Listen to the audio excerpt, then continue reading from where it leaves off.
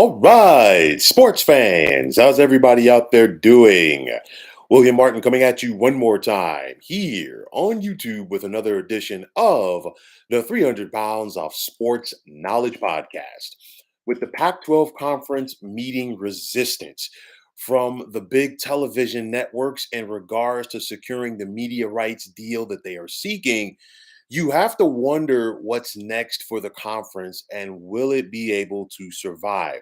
The imminent departure of both USC and UCLA for the Big Ten Conference in 2024 has left the Pac 12 reeling, as not only are they losing two of their most prominent members, they've also lost the Los Angeles media market, which negatively affects their ability to negotiate with the networks.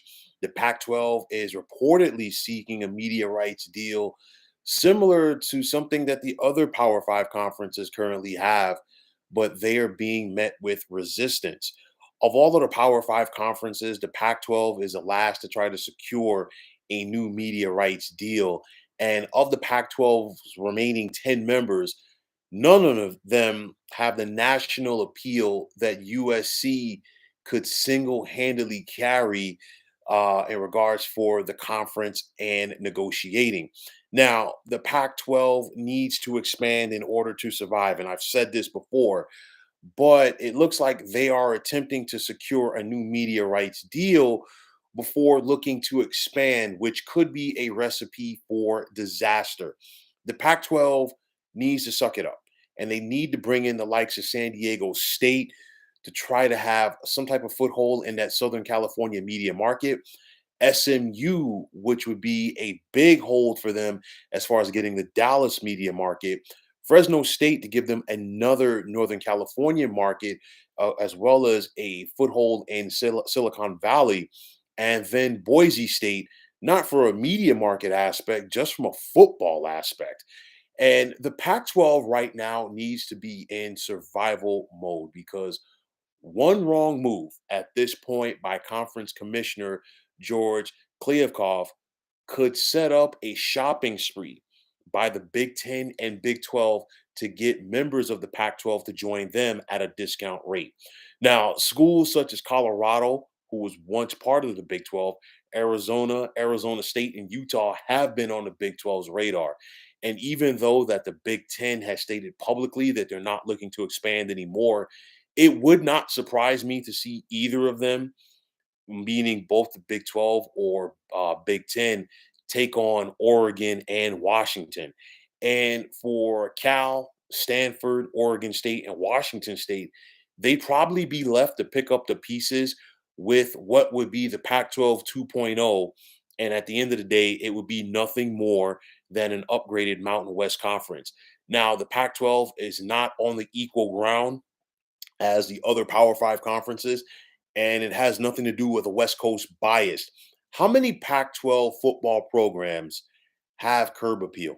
And I say that because outside of USC, how many of those Pac 12 programs really are going to go out there and woo people to sit down and say, hey, you know what? I want to sit down and watch this program consistently play football, especially if you're talking about trying to get the East Coast people to try to stay up and watch these games.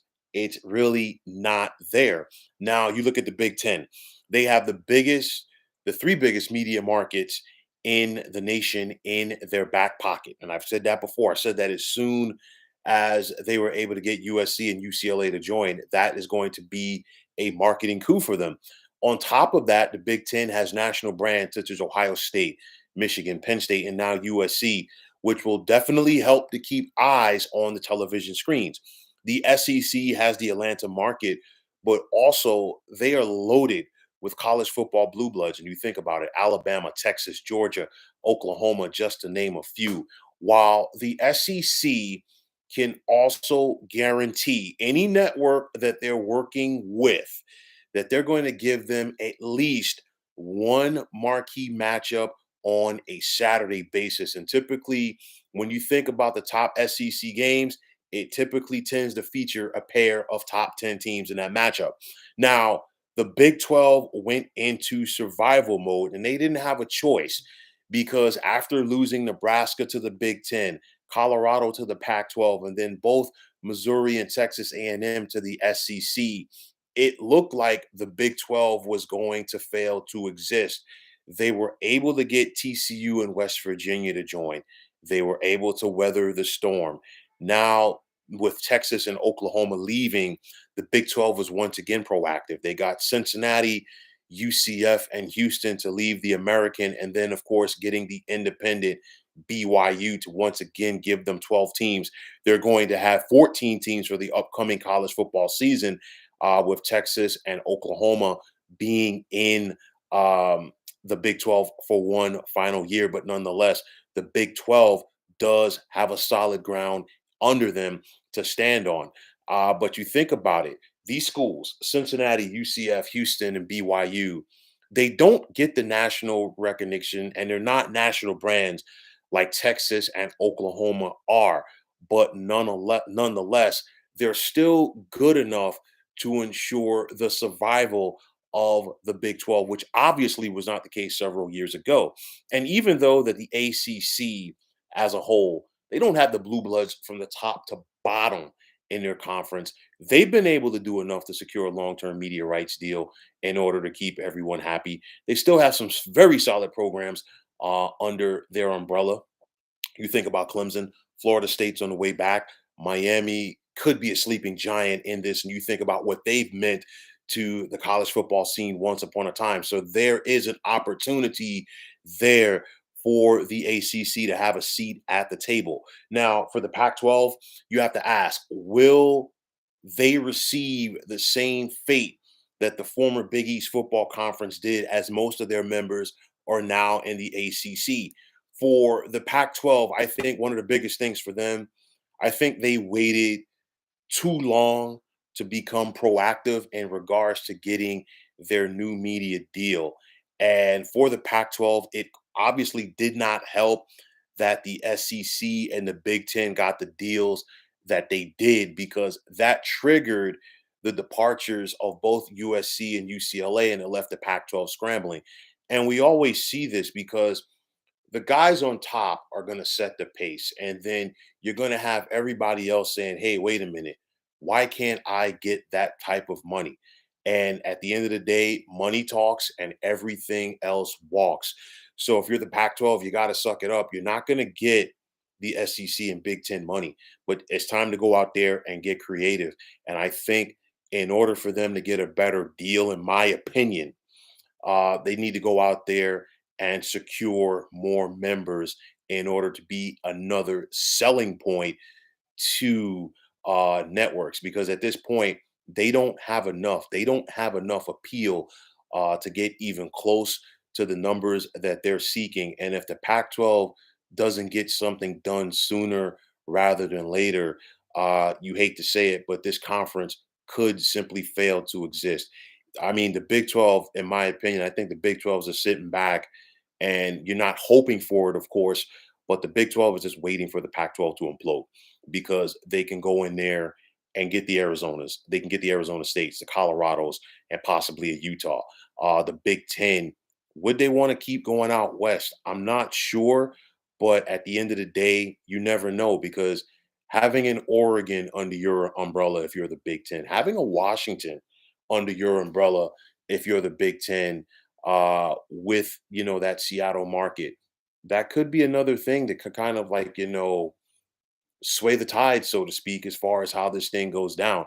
At the end of the day, of course, the question is going to be, will the Pac 12 be able to survive? And in my opinion, I don't know, because publicly, we've heard about a united Pac 12 where everybody is on the same page. But guess what? We've heard that before.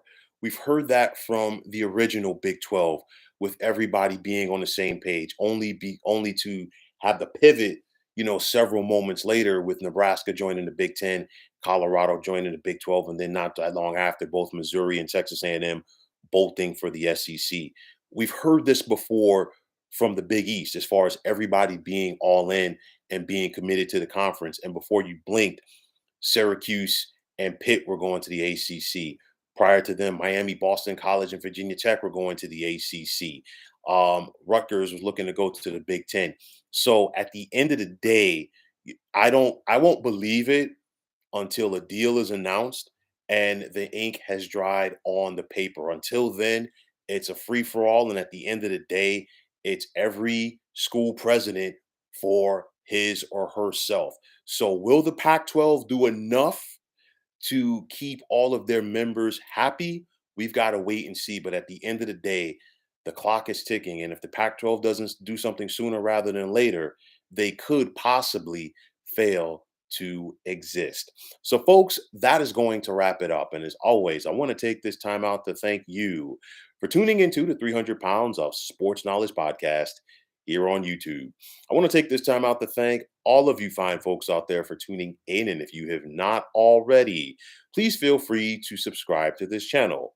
Now, if you're on Twitter, please feel free to follow me at 300 Pounds of Sports. And like I always say, if you follow me, it will be my pleasure to follow you right back. There is also the sports discussion group on Facebook at the Sports Depot 365. Now, you can check it out. Drop a line and be a part of one of the better sports debating sites going on social media.